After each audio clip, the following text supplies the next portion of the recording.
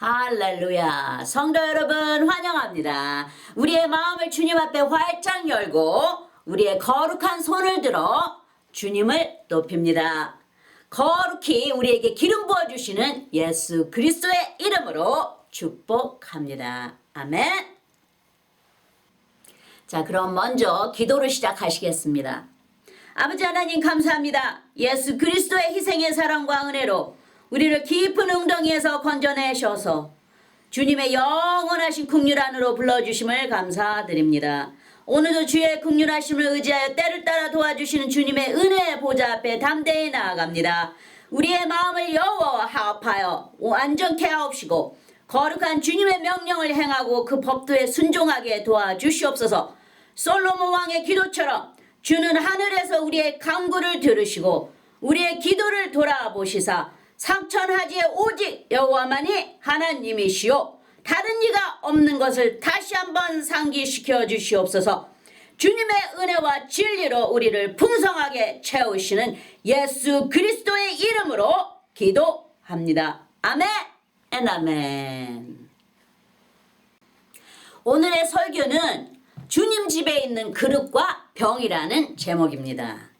예수께서 제자들과 함께 시내거리마다 다니시며 말씀을 전파하시고 천국을 알리실 때 사마리아라는 마을에 있는 우물가에 앉아 잠시 쉬십니다.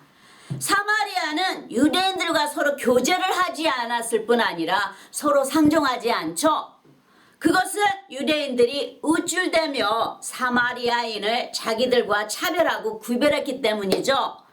한데 예수께서 우물가에 혼자 외로이 물길러 온 여인에게 먼저 말씀을 거시고 영의 생수를 마시라.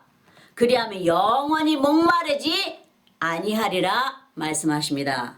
요한복음 4장 14절에 내가 주는 물을 먹는 자는 영원히 목마르지 아니하리니 나의 주는 물은 그 속에서 영생하도록 솟아나는 샘물이 되리라.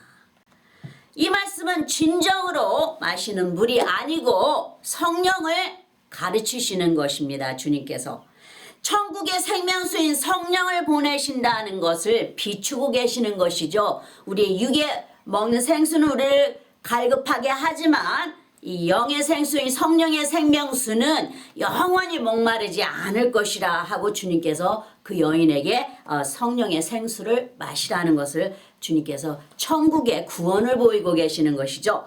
이 영원한 생수나 기름은 성령님을 표현하시는 것입니다. 그리고 이 목마르지 않는 생수는 유대인이나 사마리아인이나 상관없이 주신다는 것을 보이시는 것이죠.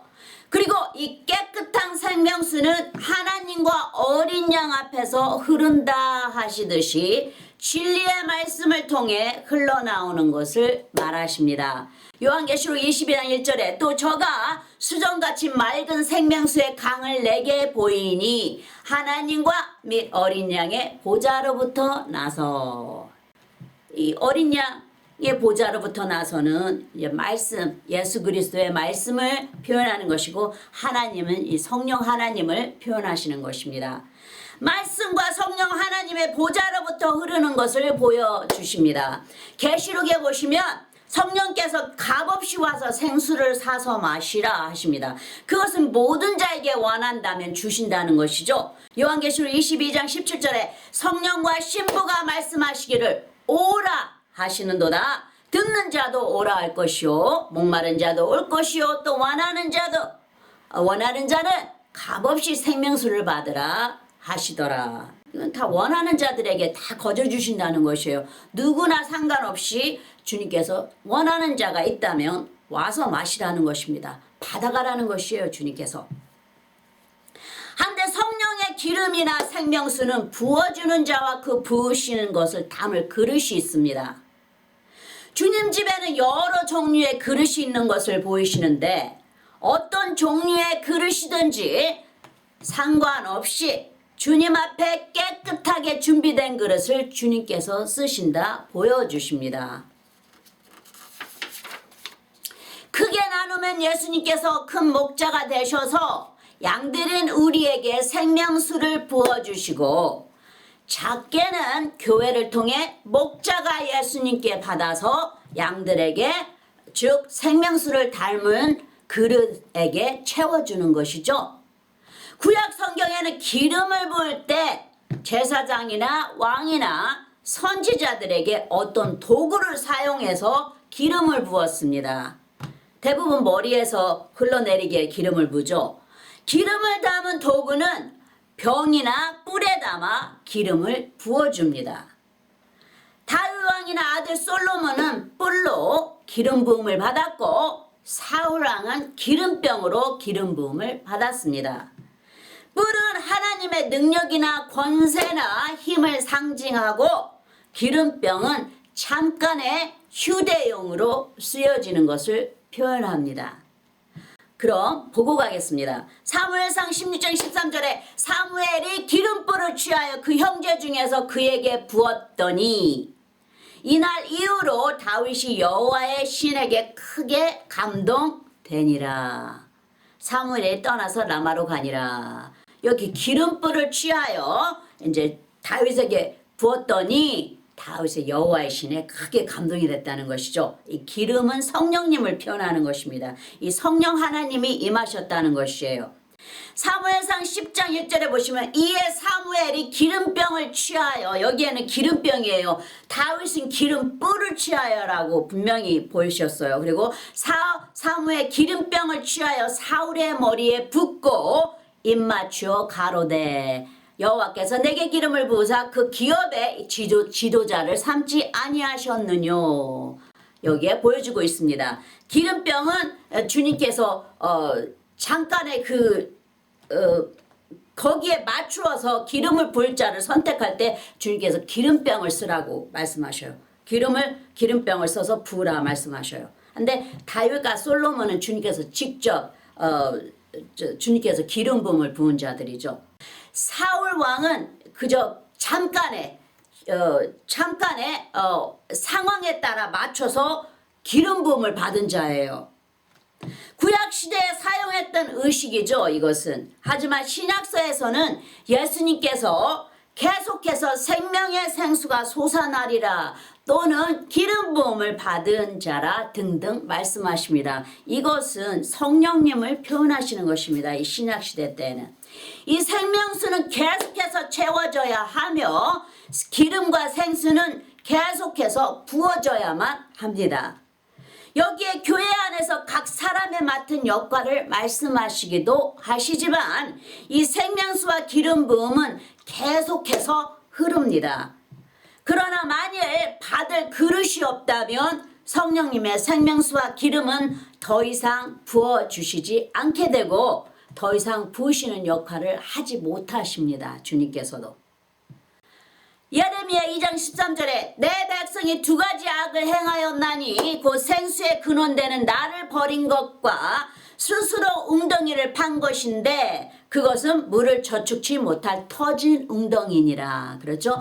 이 기름과 생수를 받아야 되는데 웅덩이가 빠졌기 때문에 다 새어 나가버린다는 것이에요. 그러면 주님의 기름 부음과 이 생수가 흘러서 채워지지 못한다는 것입니다. 계속해서 부어지지를 못한다는 것이에요. 왜냐하면 밑으로 다 땅으로 다 헛되게 소비가 된다는 것이에요. 이 그릇에 담아져야 이 그릇이 성령의 생수로 인해 그 기름으로 인해 주님의 천국의 역할을 하게 되고 주님의 모습을 바라게 되고 주님의 빛이 강하게 드러난다는 것이에요. 한데 그 생수가 그 그릇이 깨어져서 다 밑으로 새어버리면 아무 쓸모가 없게 됨으로 인해서 주님께서 계속해서 기름을 부으시지 못하신다는 것이에요. 여기에 요한복음에 예수님께서 처음 기적을 베푸신 것은 물이 포도주가 되게 하시는데 그 항아리에 물을 채우는 그 집에 하인들이 있습니다. 여기에서도 주님께서 물을 채우라 말씀하시고 그 집 하인들은 항아리에 물을 채우는데 아구까지 찰랑하게 채웁니다. 요한복음 2장 1절에 사흘 되던 날에 갈릴리 가나에 혼인이 있어 예수의 어머니도 거기 계시고 2절에 예수와 그 제자들도 혼인의 청함을 받았더니 3절에 포도주가 모자란지라 예수의 어머니가 예수에게 이르되 저희에게 포도주가 없다 하니, 어머니 마리아는 어떤 기적을 이미 예수님을 통해서 본 것을 비춥니다. 여기에. 그리고 혼인잔치에 와인이 다 떨어졌으니 큰일이죠. 사람들은 많은데 그러자 예수님께서 아직 자기의 때가 아니라는 것을 보이시면서도 넉넉하게 준비하지 못해 주인에게 혼인할까 걱정하는 어찌할지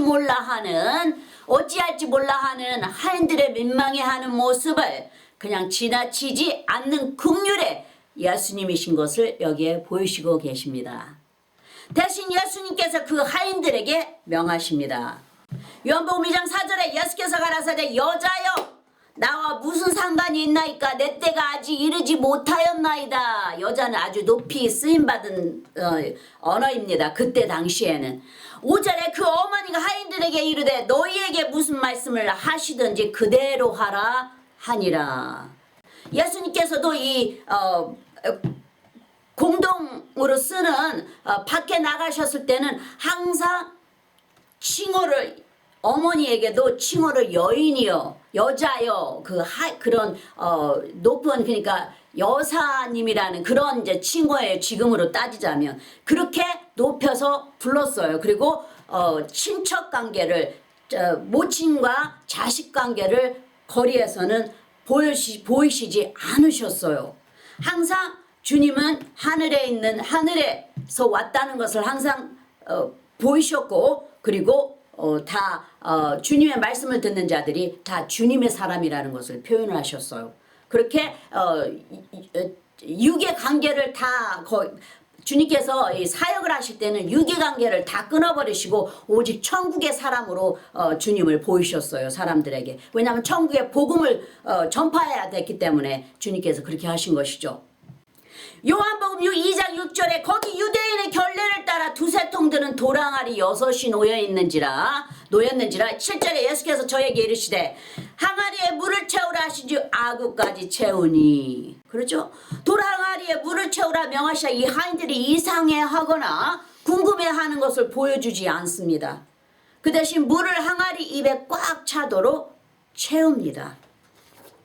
여기에서 보여주는 하인들의 모습은 잠잠히 순종하는 모습인지, 아니면 지푸라기라도 잡고 싶은 마음이었는지, 아니면 이미 표적과 이적을 행하시는 예수님의 능력을 본 것인지 우리는 알지 못하지만 어쨌든 주님께 모든 것을 맡기고 무언가 기대하는 모습을 볼 수 있습니다.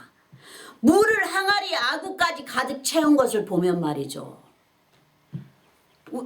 우리가 다른 식으로 생각해보면 그냥 물을 부어라 했으니까 그냥 몇 바가지 물을 채웠을 수 있습니다. 한데 물이 아주 그 아구까지 다 차도록 찰랑찰랑 차도록 다 채운 것이에요. 그 항아리에. 뭔가 기대를 했기 때문에 이것을 그렇게 채우지는 않았나 합니다. 우리도 주님의 일을 하면서 어떤 것은 말이 되지 않는 것 같기도 하고 어떤 때는 기적이 없는 이상 일어나지 않을 것 같은 때가 있습니다.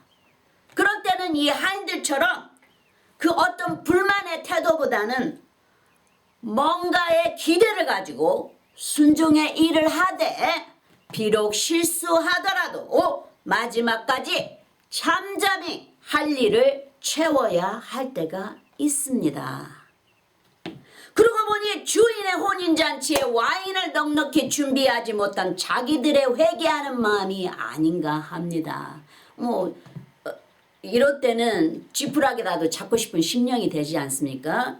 그랬을 때 이 하인들 같이 주님의 도움으로 기적을 보게 될 뿐 아니라 더 나아가 그들의 주인을 기쁘게 하고 칭찬을 받는 자들이 되겠죠. 요한복음 2장 8절에 이제는 떠서 연회장에게 갖다 주라 하시며 갖다 주었더니 9절에 연회장은 물론 물로 된 포도주를 맛보고 어디서 났는지 알지 못하되 물도온 하인들은 알더라. 연회장이 신랑을 불러 요한복음 2장 10절에 말하되 사람마다 먼저 좋은 포도주를 내고 취한 후에 낮은 것을 내거늘 그대는 지금까지 좋은 포도주를 두었도다 하니라. 그리고 주님께서 떠서 갖다 주라 하심에 그 하인들이 가져다 줍니다. 와인이 아닌 물을 어떻게 가져다 줍니까 하고 묻지도 않죠.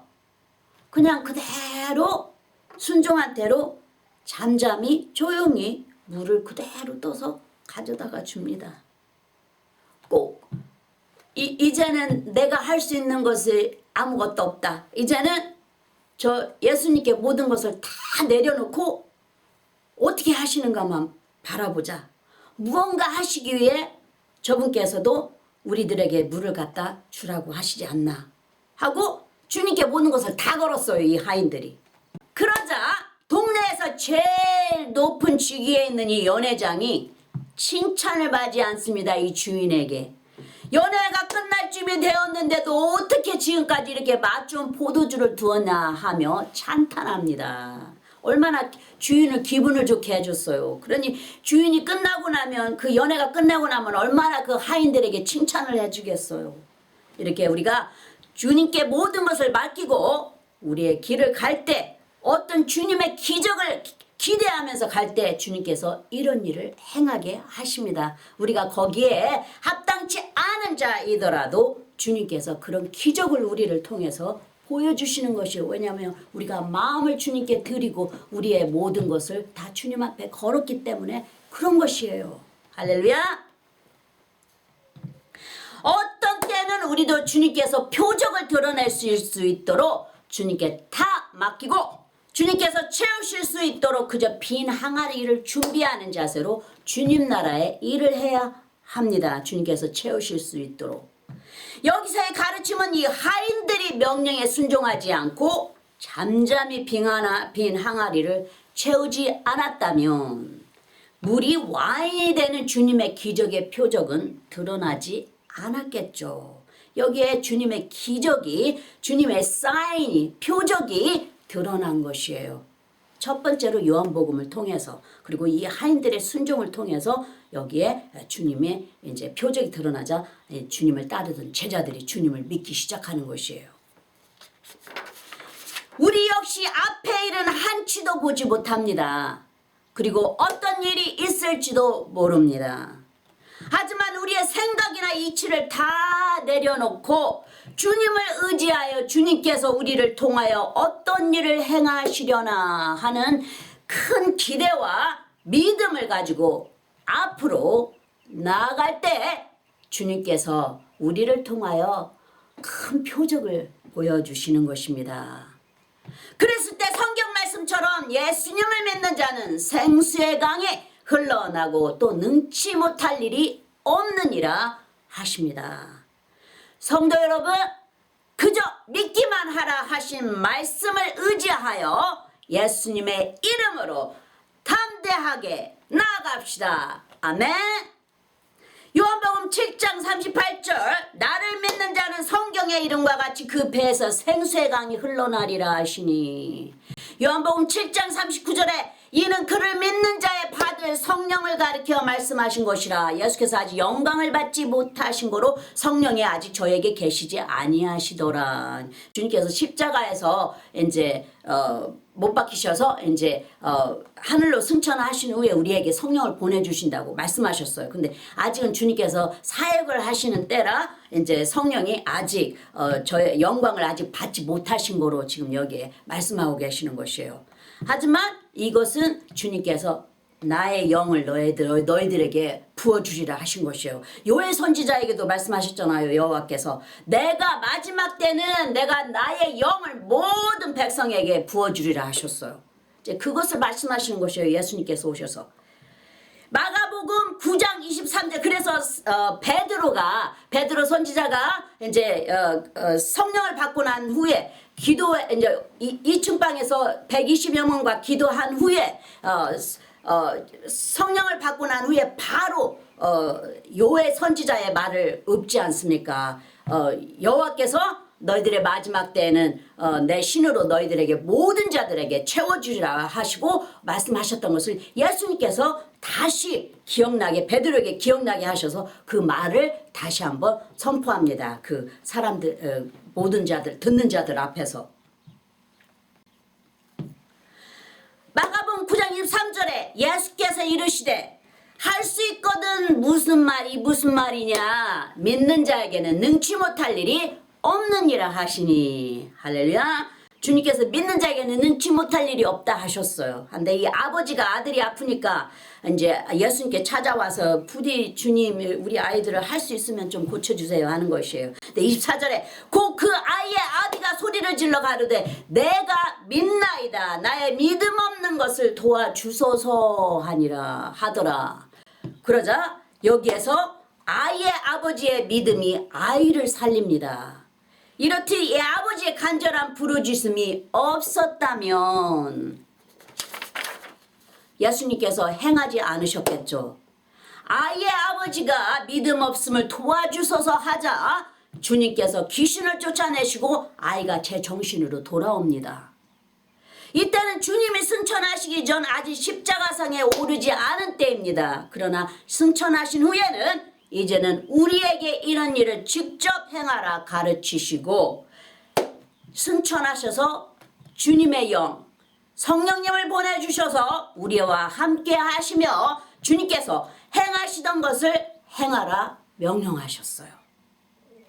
자, 그럼 그 다음 빈병에 대해 보이시는 말씀은 선지자 엘리사와 한 병 기름을 가진 여인입니다.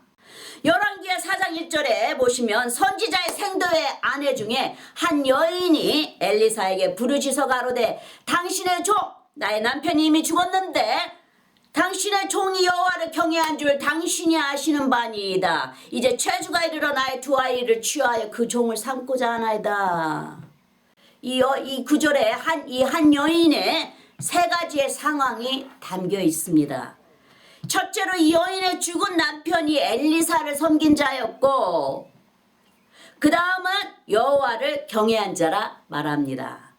그런 다음 자기의 가난한 사정과 함께 아이들이 체주에게 종으로 팔려간다 말합니다. 그러자 엘리사 선지자가 너에게 있는 것을 나에게 구하라 하며 너희 집에는 무엇이 있느냐 묻습니다. 그러자 열왕기하 4장 2절에 엘리사가 저에게 이르되 내가 너를 위하여 어떻게 하랴 내 집에 무엇이 있는지 내게 구하라.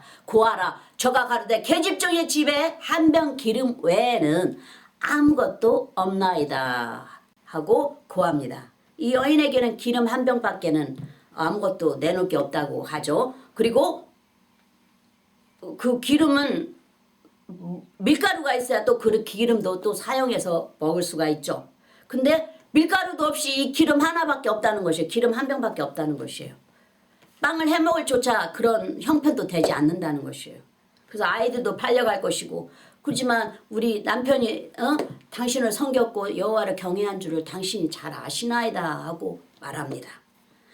이 여인은 한 병 기름에는 아무것도 없다 하고 이 엘리사 선지자에게 말합니다. 하나님께서도 우리를 쓰실 때 우리에게 있는 것을 주님 것으로 빚을 내게 하셔서 쓰시죠. 주님 것으로 담아서 쓰십니다. 우리가 무엇인가 있어요. 남이 가지지 않은 무엇인가. 하지만 주님 것으로 채워가지고 그게 빚을 내게 하십니다. 주님께서. 이 여인에게는 한 병의 기름이 있는데 이제는 그것을 하나님의 능력으로 해결하게 하십니다. 성경에는 집에 있는 기름을 흔히 쓰는 것으로 보여주고 있습니다. 그리고 기름은 집에서 밀가루로 빵을 만들 때 쓰입니다. 기름은 보편적으로 이스라엘 사람들의 삶에서나 아니면 집에서나 음식에서나 자주 쓰여지는 것으로 보여집니다. 야곱도 길을 떠날 때 기름을 가지고 길을 갑니다. 그리고 베개 삼았던 그 돌에 기름을 붓고 하나님께 언약을 합니다. 야곱이 말하죠. 하나님께서 내가 가는 이 여행길에서 나를 보호하시고 나의 하나님이 되시면 주께 11조를 드리겠나이다 하죠. 창세기 28장 18절에 야곱이 아침에 일찍 일어나 베개하였던 돌을 가져 기둥으로 세우고 그에 기름을 붓고 20절에 야곱이 선하에 가로되 하나님이 나와 함께 계시다 내가 가는 이 길에서 나를 지키시고 먹을 양식과 입을 옷을 주사 창세기 8장 21절에 나로 평안히 아비 집으로 돌아가게 하시오면 여호와께서 나의 하나님이 되실 것이요 22절에 내가 기둥으로 세운 이 돌이 하나님의 전이 될 것이요 하나님께서 내게 주신 모든 것에서 10분의 1을 내가 반드시 하나님께 드리겠나이다 하였더라. 그렇죠? 자기 언약을 했어요. 하나님께. 주님께서 나에게 이렇게 해주실 때 내가 이리 하겠나이다 하고 언약을 했어요. 근데 하나님께 언약한 것은 속히 드리라고 했어요. 그러지 않으면 하나님께서 언젠가는 꼭 그 바우대로 가져가시는데 이제 거기에 따르는 또 힘든 일이 주님께서 또 주시는 그것을 주님께서 받아가시기 위해 많은 힘든 일이 우리 앞에 놓여지게 돼요. 그래서 속히 주님 앞에 드리는 언약은 행하라고 주님께서 말씀하셨어요. 여기서의 야곱의 11조는 야곱이 나중에 태어날 야곱의 12조파의 아들들을 이야기하는 것이죠. 그 아들들 중에 레이조파를 주님의 기업으로 취하시고 또한 다른 아들 유다를 통해 왕의 라인으로 오시는 예수님을 가리키기도 합니다. 더 나아가 좋은 이웃인 사마리아인의 이야기에서도 거리에 누워있는 죽게 생긴 자를 보고 가서 기름과 와인을 상처에 부어줍니다. 누가복음 10장 33절에 어떤 사마리아인은 여행하는 중 거기 이르러 그를 보고 불쌍히 여겨 가까이가 34절에 가까이 가서 기름과 포도주를 그 상처에 붓고 싸매고 자기 짐승에 태워 주막으로 데리고 가서 돌보아 주고 이렇듯이 이스라엘 사람들이 자주 쓰는 이 올리브 기름은 평상시에도 구급치료약처럼 쓰임을 받았고 또는 하나님과의 중요한 언약을 표현할 때 쓰인 것처럼 몸에 가까이 가지고 다니는 필수품이 그때 당시에 자주 사용했던 필수품이 아닌가 합니다. 왜 하나님의 말씀에도 교회 안에 아픈 자가 있거든 장로를 불러 기름을 바르고 기도하라 하시듯이 야고보서 5장 14절에 너희 중에 병든 자가 있느냐 저는 교회의 장로들을 청할 것이요 그들은 주의 이름으로 기름을 바르며 위하여 기도할지니라. 그러듯이 이렇게 치료할 때도 기름을 발라서 이렇게 치료하신 거를 여기에 보여주고 있어요. 구약 때나 신약 때도 기름을 바르는 거에서는 주님의 무엇인가 약속이 함께 따라옵니다. 그 치료하신다는 약속이 따라오는 것이죠. 또 구약시대 때 여호와께서 쓰시려고 사람을 선택하실 때 그 사람에게 기름을 부으라 명하시죠. 아론이나 아론의 아들들이나 다윗이나 왕들을 세우실 때에도 먼저 그들에게 기름을 부으라 명령하십니다. 자, 그럼 한 구절만 보고 가겠습니다. 출애굽기 30장 30절에 너는 아론과 그 아들들에게 기름을 발라 그들을 거룩하게 하고 그들로 내게 제사장 직분을 행하게 하고 그리고 그 기름이 남았을 때는 머리에서부터 다 부어서 흘러내리게 합니다. 이 기름이. 그래서 아론의 기름이 흘러 의복을 타고 모든 자들에게 흘러내리는 것을 말하죠. 제사장을 통해서 우리는 그러니까 최고 높으신 대제사장인 예수 그리스도께서 하나님의 대제사장이에요. 그래서 우리는 그 대제사장을 섬기는 자들입니다. 그래서 그 대제사장의 기름 부음을 받아서 그러니까 제사장이 기름을 부음을 받아서 예수님의 기름 부음을 받아서 그대로 성도들에게 채워주는 것입니다. 부음을 받았어요. 이 병의 부음을 받아서 그대로 그릇들에게 채워주는 것입니다. 그것을 표현하는 것이에요. 그래서 그 각각 맡은 부서에서 그 교회나 그 지역에서 그 만약에 섬기는 목자가 있을 때는 충실히 마음을 다하여 섬기세요. 거기에는 주님의 큰 상급이 있습니다. 주님께서 꼭 상급을 주셔요. 왜냐하면 나의 종을 너희들이 구별하여 섬기며 마음을 다하여 섬겼은즉 내가 너희들에게 큰 은혜를 베풀리라. 왜 바로 왕이 그 모세 선지자가 태어났을 때 그때쯤에 다 어린아이 2살 밑으로 바로 태어나는 아이들은 다 죽이라고 명령했어요. 그 애굽 왕이. 한데 주님께 다 그 아이를 받아내는 그 산모들이 갈 때만 근데 산모들이 하나님을 두려워함으로 하나님을 경외함으로 너희들은 왜 아이들을 하나도 죽이지 않느냐 하니까 저희들이 가면 그 사람들이 다 이미 아이들을 낳았나이다 하고 그 산모들을 보호하고 하나님을 경외함으로 인해서 왕에게 말을 잘 지혜 있게 지어내서 말을 합니다. 그러므로 하나님께서 그들의 가정을 큰 은혜를 베푸사 하시듯이 주님께서 선택한 자를 마음을 다하여서, 그러니까 거짓이 없이 행하라는 것이에요. 마음을 그저 두 개가 있으면 하나를 나눠줄 수 있는 그런 마음으로 그 주님께서 그 붙여주신 목자를 섬길 때 주님께서 그 우리의 가정에, 각 가정에 그렇게 하는 마음을 가진 가정에 주님께서 큰 은혜와 함께 축복하신다는 것이에요. 이런 주님의 말씀을 꼭 믿으셔야만 됩니다. 그럴 때 그 믿음 안에서 주님께서 주님의 모든 축복이 부어지게 되는 것입니다. 할렐루야. 여기 중고로 이사야 선지자가 700여 년 전에 예수님이 오셔서 기름 부음을 받고 능하신 사역을 담당하시는 것을 예언하고 있는 구절입니다. 여기에서는 예수님이 그 구절을 사람들한테서 다시 기억나게 하십니다. 누가복음 4장 18절에 주의 성령이 내가 임하셨으니 이는 가난한 자에게 복음을 전하게 하시려고 내게 기름을 부으시고 나를 보내사 포로된 자에게 자유를, 눈먼 자에게 다시 보게 함을 전파하며 눌린 자를 자유케 하고. 이제 예수님께서 기름 부음을 받으셨죠. 그래서 성령이 내게 임하셨으니 이제 이런 주님의 능력이 임하셨으니 이제 복음도 전파하게 되고, 기름을 부으셨으니 나를 보내사 포로된 자에게 자유를, 눈먼 자에게 보게 다시 보게 하고, 이런 기적과 능력을 행한다는 것이죠. 왜냐하면 성령의 내게 기름을 부으시면 성령이 임하셨다는 것이에요. 여기에도 보듯이 성령이 내게 임하셨으니 기름 부음을 받았다는 것이에요. 그랬을 때 이 포로된 자에게, 눈먼 자에게 이런 기적을 일으킨다는 것이에요. 성령의 능력을 행한다는 것이에요. 한데 주님께서 구약 성경에 이제 이사야가 이 주님이 받으실 것을 이미 이 사역하실 때를 이미 700여 년 전에 보고 영적인 눈으로 보고 이것을 백성들에게 알린 것이죠. 한데 이제 주님께서 내가 이제 와서 이 모든 것을 행하였으니 내가 내 영을 너희들에게 부어주리니 기름을 부어주리니, 이것은 성령을 보낸다는 것입니다. 그러니 너희들이 내가 행하였던 것을 그대로 행하리라 하시는 것이에요. 신약에서는 성령을 받은 것을 기름을 부으시고 표현합니다. 자, 다시 열왕기하 3절에 그 여인에게 엘리사 선지자가 이리 하라 말합니다. 열왕기하 4장 3절에 가로되 너는 밖에 나가서 모든 이웃에게 그릇을 빌라. 빈 그릇을 빌되 조금 빌지 말고. 모든 이웃에게 다녀가지고 그릇을 빌릴 수 있을 만큼 빌리라는 것이에요. 4절에 너는 내 두 아들과 함께 들어가서 문을 닫고 그 모든 그릇에 기름을 부어서 차는 대로 옮겨 놓으라. 이 여인에게 채워진 한 병의 기름이 있는지라 빈 그릇을 빌려오라 말합니다.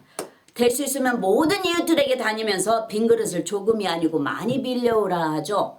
하나님께서 무엇인가 주시려고 하실 때는 우리가 구한 것보다도 더하여 흔들어서 눌러서 주신다고 하시기 때문에 우리가 손댄 만큼 밟은 만큼 주님께서 더하여서 주신다는 것이에요. 뭐 30배, 60배, 100배를 늘려주시는 이가 주님이시잖아요. 모세 선지자나 여호수아에게 여호와께서 말씀하십니다. 신명기 11장 24절에 너의 발바닥으로 밟는 것은 다 너의 소유가 되리니 너의 경계는 곧 광야에서부터 레바논까지와 유브라데 하는 하수에서 서해까지라. 여호수아 1장 3절에도 보시면 내가 모세에게 말한 바와 같이 물은 너의 발바닥으로 밟는 것을 내가 다 너에게 주었노니. 그러니까 너희들이 간 만큼 다 주님께서 채워주신다는 것이에요. 하지만 그것을 가지 않으면 또 그만큼 가야 할 만큼도 안 가고 중간에서 쉬게 되면 그만큼밖에 건지지 못한다는 것이에요. 하지만 주님께서 주시는 만큼 더 열심히 그러니까 오리를 가라 하면 십리를 가라 하듯이 십리까지 가라 하듯이 그 오리 갈 길이 있는데도 십리까지 가려는 하는 자세가 있을 때 주님께서 그만큼 더 채워서 주신다는 것이에요. 한 가지 더하여 보시면 죽기 전에 엘리사가 이스라엘 왕 요아스에게 왕의 적군을 물리칠 수 있는 하나님의 뜻을 보이겠다며 지팡이를 내리치라 말합니다. 열왕기야 13장 18절에 또 가로되 살들을 취하소서 곧 취함에 엘리사가 또 이스라엘 왕에게 이르되 땅을 치소서 이에 3번 치고 그친지라. 19절에 하나님의 사람이 노하여 가로되 왕이 5, 6번을 칠 것이니이다. 그리하였더면 왕이 아람을 진멸하도록 쳤으리이다. 그런즉 이제는 왕이 아람을 3번만 치리이다 하더라. 이 아람은 이스라엘을 아주 누르는 강한 나라였어요. 그래서 이 엘리사가 죽기 전에 하나님의 뜻을 보이리이다 하고 땅을 치소하니까 그냥 쉽게 그냥 몇 번만 쳐버린 것입니다. 그러니 노할 수밖에. 왜냐하면 많이 쳤으면 그만큼 주님께서 줬다는 것이에요. 그게 5번이 됐든 10번이 됐으면 당신이 그 나라를 완전히 진멸했을 것인데 그 조금 몇 번밖에 안 쳤느냐 한 거예요. 하나님이 주시는 것인데 왜 그거밖에 안 쳤느냐는 것이에요. 가슴 아파합니다. 자기가 죽으려고 지금 얼마 안 남았어요. 숨이 깔딱깔딱해요. 그래도 온 힘을 다해서 이 왕에게 축복하기 위해서 일어나서 이렇게 하라 저렇게 하라 가르쳐주고 하나님의 뜻을 내가 보이라 했는데도 결국 그냥 가진 것만 한 것이에요. 그 오리에서 심리까지 가려는 그 마음이 없기 때문에 그만큼밖에 받지 못한 것이에요. 결국은 그 나라에 항상 짓눌려서 살게 됩니다. 이스라엘이. 우리도 하나님께 무언가 구할 때는 하나님의 능하심에 맞게 구해야 합니다. 작은 것은 우리가 행할 수 있지만 우리가 조그만 것이라도 그냥 물론 주님께는 무엇이든지 다 인정을 합니다. 그리고 우리가 그것을 다 하려고 노력도 해야 되는 것이죠. 한데 그런 것은 우리가 할 수 있는 것은 우리가 하지만 큰 것을 달라고 주님께 구해야 됩니다. 보기에서는 더 큰 것을, 왜냐하면 주님의 그 능력을 봐야 되니까 크신 주님의 능력을 봐야 되는데 더 큰 것을 구해야 하나님의 능하심을 볼 수 있듯이 구할 때는 아끼지 말고 더 많이 구하셔야 됩니다.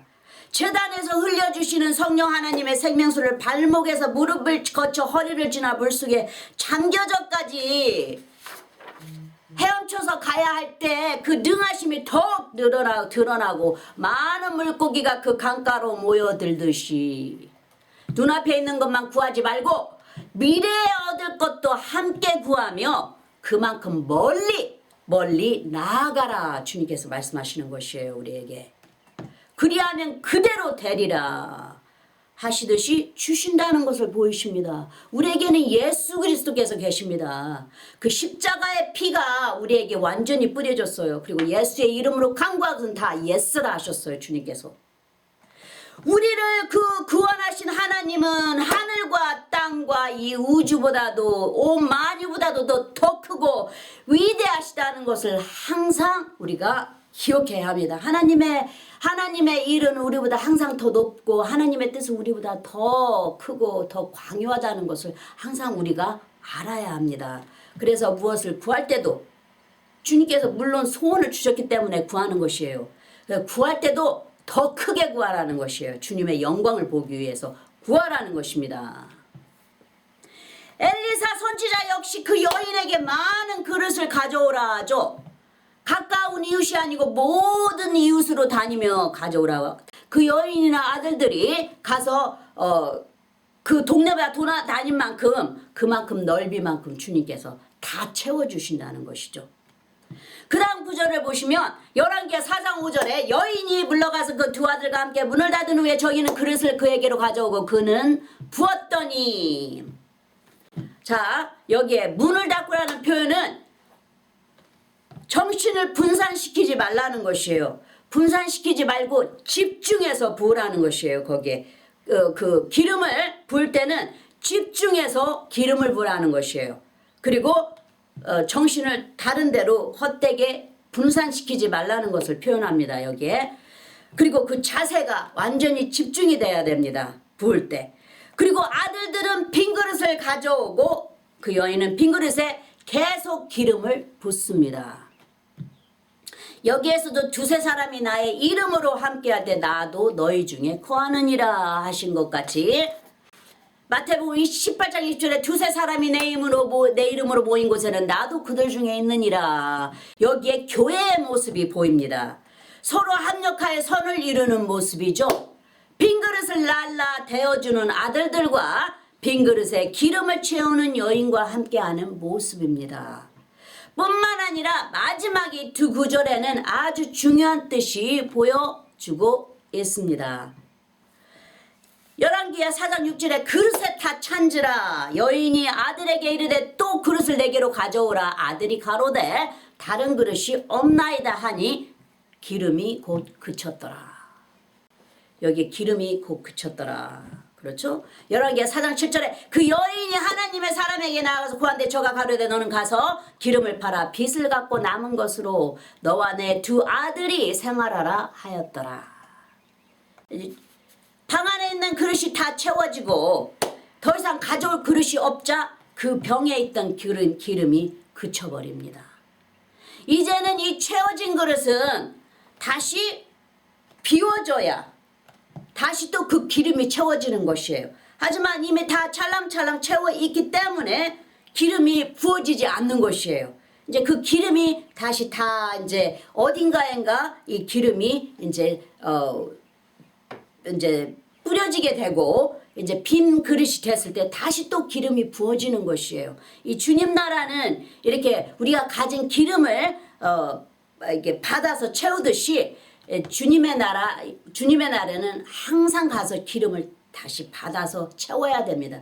그 항상 한 번 받은 기름으로 묶여있게 하면 이 기름은 냄새를 풍기게 돼요. 이 올리브 기름도 오래 놔두면 냄새가 난다 합니다. 그리고 파리떼가 몰려든다 합니다. 그러듯이 이 기름은 자주 갈아야 하듯이 우리가 이 성령의 생수는 자주 받아 먹어야 됩니다. 이제는 이 채워진 그릇은 기름을 소생시키지 못합니다. 오직 빈 그릇만이 병에 계속 기름이 채워지게 합니다. 이 여인은 어떻게 생계를 이어가야 하는지 자기의 가진 것을 어떻게 사용해야 하는지 알게 되었어요. 교회 역시 빈 그릇을 가져오는 자와 또 그 빈 그릇을 채우는 자가 있습니다. 여기에 비추시는 말씀처럼 교회 안에는 계속 빈 그릇에 기름이 채워져야만 합니다. 우리는 한 번 채워지는 그런 그릇이 아니에요. 계속해서 채워져야만 하는 그릇입니다. 우리는 죽을 때까지 계속해서 성령 충만을 받아야만 되는 것이죠. 그래야 비워진 그릇들로 인해 병의 기름이 계속 채워져 그치지 않으니까요. 이렇듯 성령의 기름은 계속해서 부어지고 우리는 성령의 기름으로 채워집니다. 성령의 충만을 받아야 하듯이 말씀 안에서 터쳐주시는 성령의 기름을 마시고 받아 계속해서 채워져야 하는 것입니다. 신명기 32장 13절 여호와께서 그로 땅의 높은 곳을 타고 다니게 하시며 밭에 소산을 먹게 하시며 반석에서 꿀을 굳은 반석에서 기름을 빨게 하시며 주님의 말씀 안에서 그 아주 굳은 반석에서 주님께서 기름을 우리에게 먹여주신다는 것이에요. 빨게 하신다는 것이에요. 주님께서 다 마실 수 있게 하신다는 성령을 마실 수 있게 하신 성령의 생수를 마실 수 있게 하신다는 것이에요. 반석에서 말씀에서 그리고 그 말씀을 다 그 깊이 숨겨져 있는 보석과 같은 성령의 기름을 우리에게 먹이신다는 것이에요. 그러니까 부으는 자는 계속 부어야 되고 채워지는 자는 계속 받아서 채워져야만 합니다.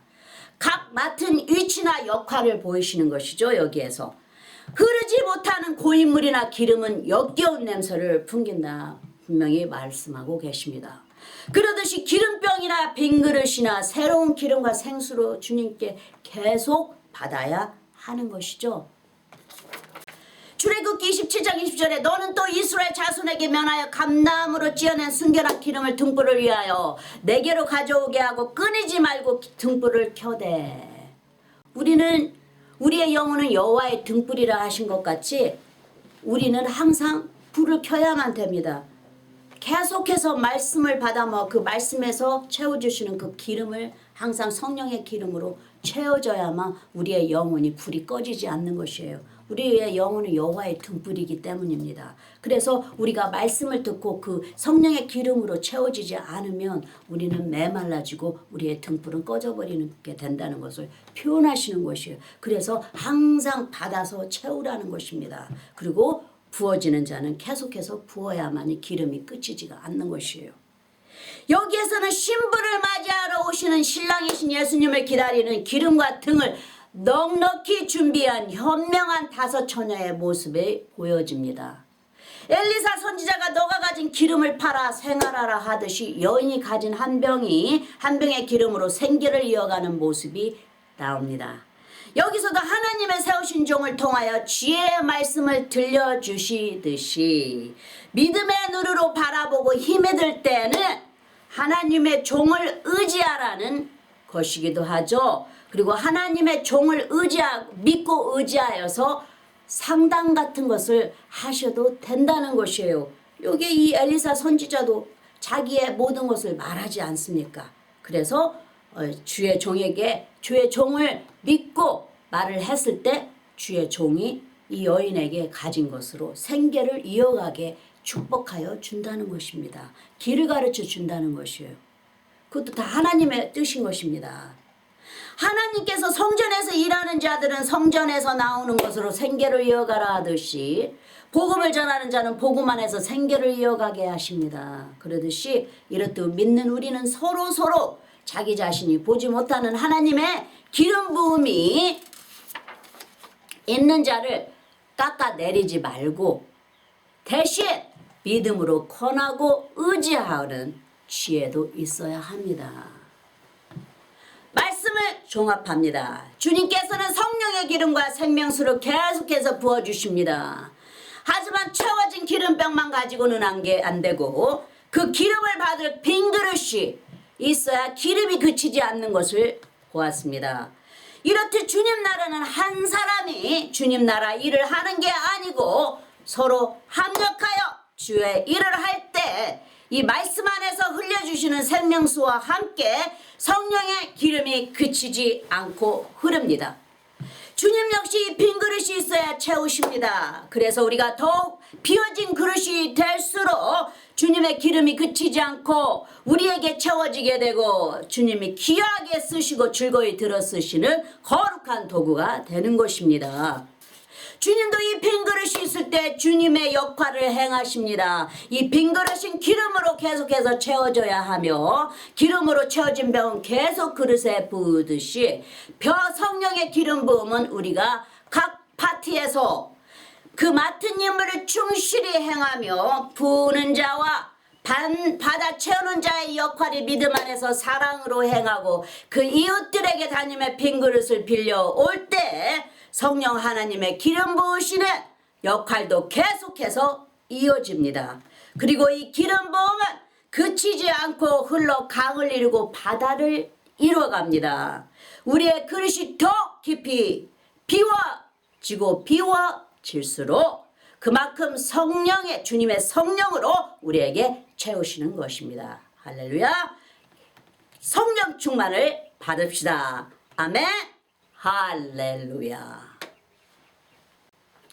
기도하시겠습니다. 아버지 하나님, 오늘도 영의 양식으로 우리의 영에게 먹이셔서 우리의 속사람이 빛으로 더욱 밝게 빛나게 하여 주심을 감사드립니다. 성령의 기름 부음을 받은 자로 다윗처럼 담대히 말할 수 있는 자가 되기 원하나이다. 주님의 눈에 우리가 심히 아름다운 자로 보여지게 하옵시고 세상의 것에 치우쳐 넘어지지 않도록 영육간의 강건함으로 깨어있도록 우리 모두를 붙들어 주시옵소서. 우리의 몸과 마음이 주님의 전을 향하여 두 손 들고 주께 가까이 나오니 더욱 비워진 그릇이 되도록 진리의 말씀 앞에 겸손히 비울 수 있는 그릇이 되게 하옵소서. 주의 종들에게 속히 될 계시의 일을 보이시는 예수 그리스도의 이름으로 기도합니다. 아멘. 네, 아멘. 자, 사도신경으로 고백하시겠습니다. 전능하사 천지를 만드신 하나님 아버지를 내가 믿사오며 그 외아들 우리 주 예수 그리스도를 믿사오니 이는 성령으로 잉태하사 동정녀 마리아에게 나시고 본디오 빌라도에게 고난을 받으사 십자가에 못 박혀 죽으시고 장사한 지 사흘 만에 죽은 자 가운데서 다시 살아나시며 하늘에 오르사 전능하신 하나님 우편에 앉아 계시다가 저리로서 산자와 죽은 자를 심판하러 오시리라. 성령을 믿사오며 거룩한 공예와 성도가 서로 교통하는 것과 죄를 사하여 주시는 것과 몸이 다시 사는 것과 영원히 사는 것을 믿사옵나이다. 아멘. 아멘. 자, 그럼 구원에 이르시는 신앙 고백에 초대합니다. 마음을 여시고 믿음으로 주 예수 그리스도를 개인적인 구세주로 받아들이신다고 입으로 시인하십시오. 주 예수님, 나는 죄인임을 주님 앞에 고백합니다. 나의 모든 죄를 용서해 주십시오. 내 죄를 위하여 십자가에서 못 박히사 피를 흘리시고 돌아가신 후 3일 만에 살아나신 부활의 주님을 믿습니다. 나에게 영원한 영생을 주신 하나님의 아들이신 나의 구세주여, 내 마음에 들어와 영원히 주님과 함께 살게 하옵소서. 주님의 성령을 통해 나를 성화시켜 주시고 아버지 하나님께 인도하여 주심을 감사드립니다. 나는 삼위일체 하나님이신 아들 예수님과 아버지 하나님과 그리고 영원하신 성령님을 믿습니다. 지금 이 말을 고백하셨다면 성도님은 영원하신 하나님 예수 그리스도의 새로운 피조물입니다. 예전 것은 지나가고 예수님이 거하시고 함께 하시는 새 사람이 되셨습니다. 환영합니다. 이제부터는 예수 그리스도를 통해 성도님은 하나님의 아들과 딸입니다. 축복합니다. 어린 양의 생명책에 기록되심을 기뻐하세요. 자, 그럼 제사장의 축복, 아론의 축복으로 축복하겠습니다. 여호와는 내게 복을 주시고 너를 지키시기를 원하며 여호와는 그 얼굴로 내게 비추사 은혜 베푸시기를 원하며 여호와는 그 얼굴을 내게로 향하여 드사 평강 주시기를 원하노라. 마지막으로 축도하겠습니다. 이제는 우리 주 예수 그리스도의 그 크신 은혜와 아버지 하나님의 영원하신 사랑과 성령님의 매일 교통하심이 모든 성도님들 삶 속에 항상 함께 하실지니이다. 아멘. 아멘. 감사합니다. 아버지 감사합니다. 예수님 감사합니다. 성령님 사랑합니다. 아멘. 할렐루야.